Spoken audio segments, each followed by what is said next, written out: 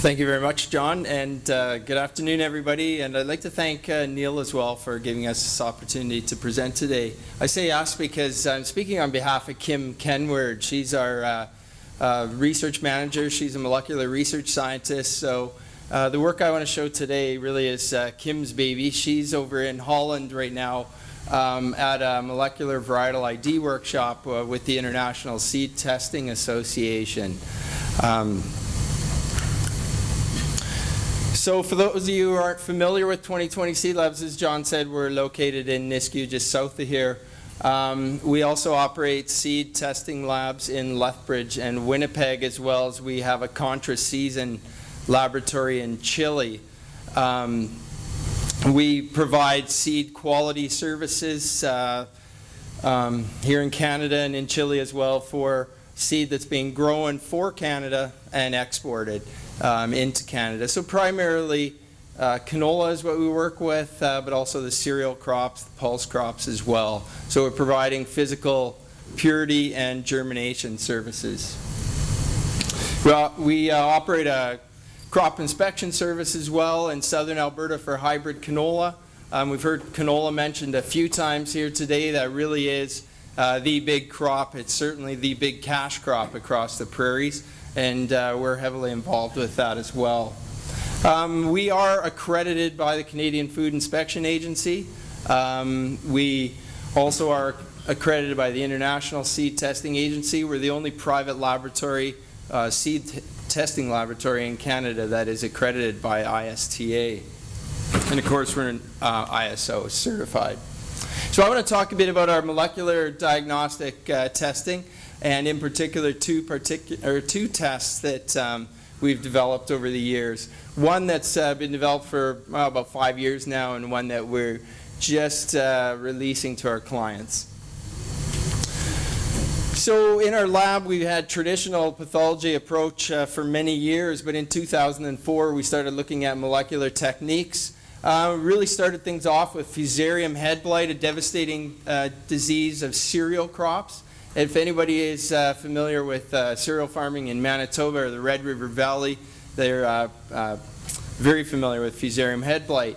It's slowly making its way into Alberta, and testing was regulated in the province, and that's where we introduced a molecular approach to that.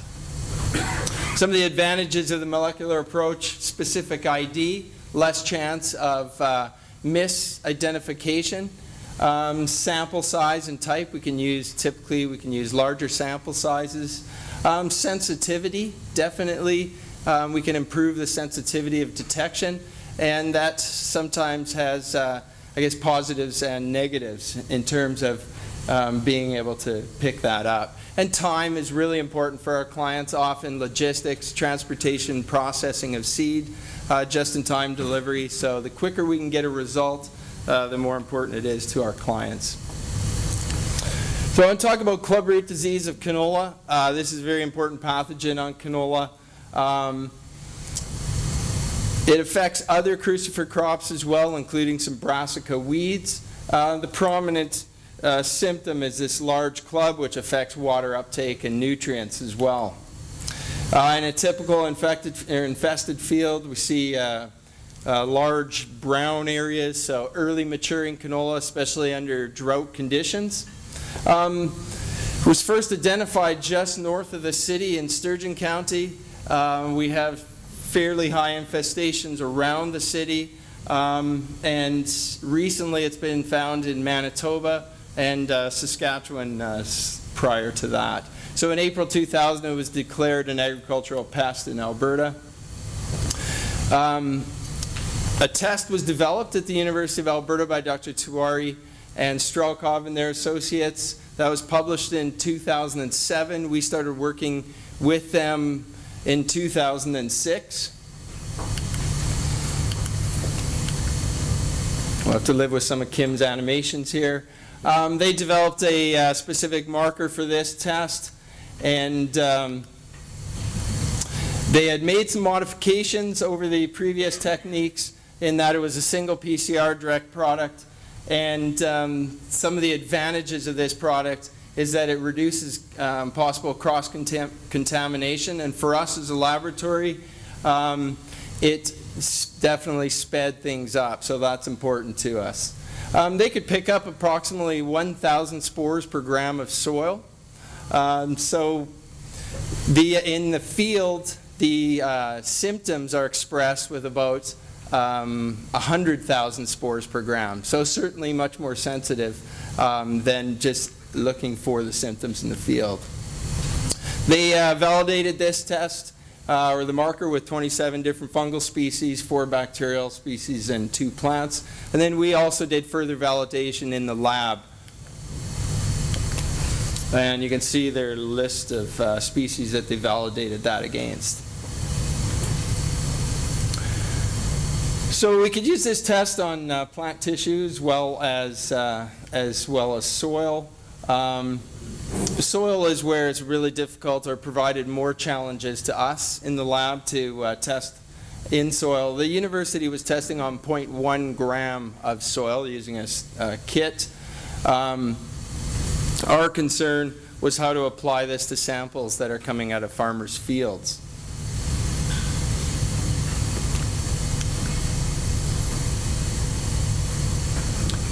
So there are kits that can test up to 10 grams, but the problem with those is cost as well.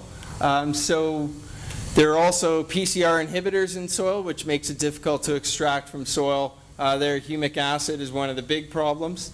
And also the majority of our samples are negative, so we have to run amplifiability controls to ensure that we're actually extracting DNA from our samples. So we developed a soil method. I won't go into any details here because it is a proprietary method, but these are the results of that method. Various amounts of the gall, the clubroot gall, that large root that you saw. So 1.5 grams here, down all the way down to 0.01 grams or 1 milligram. And this is our positive control. So you can see that it's amplifying and we're picking up product. We also had to develop a sample submission protocol, which was another problem with this test. Plants are relatively simple. We collect tissue. But with soil, how to properly collect the soil sample so that we could detect this pathogen. And the big problem is you can easily dilute a positive soil sample with some samples that are negative, resulting in a negative response. So how do you collect a sample which will best show whether or not a field is contaminated? This question was answered by some research by Dr. Strelkov from the U of A. And this pathogen is very interesting. It's not spread by traditional wind-blown spores. It's mainly spread by contamination, field-to-field contamination through, say, contaminated equipment with soil clods on it. So Stephen's research showed that you had a 90% chance of infection or frequency of infection right at the entrance point to the field. As soon as you move 150 meters away, that drops by more than half, and then virtually another half decrease, another 150 meters away from the field. So typically, samples, when we collect soil samples for fertility, someone will be doing a random W pattern across a field, but with this pathogen, you could not use that, or we'd have negative samples. So we developed a sample protocol so that producers or counties or researchers that are going onto various farms or soils around the city, even, well, the previous speaker talking about erosion control. If we want to find out if we're moving clubroot around, we developed a protocol to try to pick up positive samples.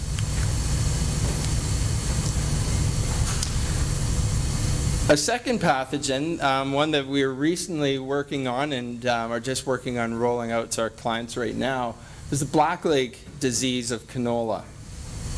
So this pathogen has actually been around for quite a while, as opposed to recently being observed with the clubroot. And there's been development of resistant cultivars as well that has kept this at bay. But in Alberta, it's still a requirement for seed producers to test for blackleg of canola.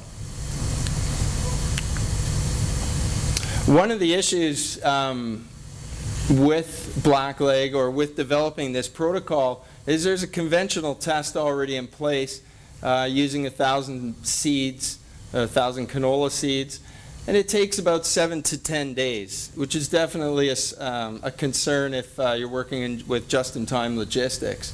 If we have a suspect colony, there's another 7 to 10 days. Whereas with the molecular method, we use the same 1,000 seeds, but we can generate a result usually 24 hours.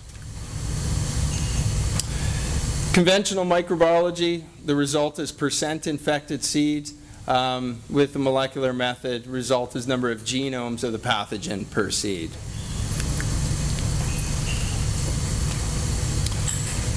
So when we developed the marker, there were several published markers already in the literature, but the markers produced large DNA products, which only gave us a yes or no answer. We were already up against the conventional pathology where a producer could get a result, or a seed company could get a result that was a percent infection. So we developed a small marker, or a marker, or a set of primers that developed or produced a small product. And these primers could be used for quantitative PCR or qPCR. And with qPCR, we tested the primers to see with increasing amounts of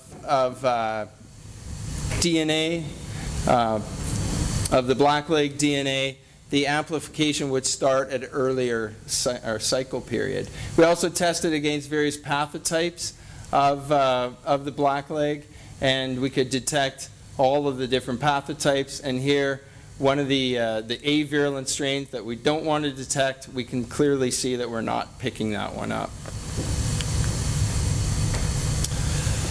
Okay, this last slide I want to show you, this shows the amplification of DNA. So I have the number of PCR cycles along the bottom, and with high levels of DNA, or our target DNA, we start getting amplification early in the cycle.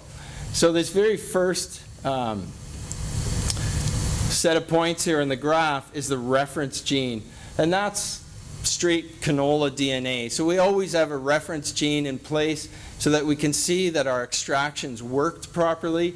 And if we have a negative result, we know that the negative result is not due to a loss of our DNA during the extraction period. So we always want to see the reference gene amplifying. In this case, it's canola. So all of our samples that we loaded are all amplifying, so we could see that our extraction, there was no issues with our extraction process. So all of these samples are from a Blackleg disease nursery. So it's various different cultivars that are growing in the field and inoculated with Blackleg. The very first cultivar to start amplifying is West Star. So this is very susceptible to Blackleg. Had a high level of DNA, or high level of Blackleg infestation on the seed, and we picked it up right away. And then as we look at some of the other varieties, you could see here the last one, ACXL, which has the highest amount of resistance to Blackleg, was the last to amplify. So this test was working very well for us, and I guess Kim would say it's a textbook example of how that can pick it up. So it's giving us a quantitative result. I want to wrap it up with that, and especially thank Alberta Innovates for funding for this project. Some of our earlier funding from NRC IRAP, and Kim was actually awarded an Ag Innovation Award at the Farm Progress Show in Red Deer back in 2008 for her work on the clubroot detection method. So thank you, everybody. Thank you very much. Well, we have time for a question or two. Here comes a question. Oh, 2 minutes, 2 questions. So have you looked at other microfluidic-based methods, or is your standard PCR laboratory somewhere off-site? In other words, a microfluidic method to do it in the field? It's a very good question. The question was, have we looked at other microfluidic methods as opposed to our standard PCR in the laboratory? And that is an area we'd like to look at. There have been a number of kits over the years to try to do in-field diagnosis, such as sclerotinia kits that were developed by a PhD student years ago. And we found a lot of those kind of gone off to the wayside in terms of what farmers tell us is they're in the business of farming and they'd rather pass that off to somebody else. But we're always looking at that, and that's definitely a good question. I'm talking to Neil about that the other day.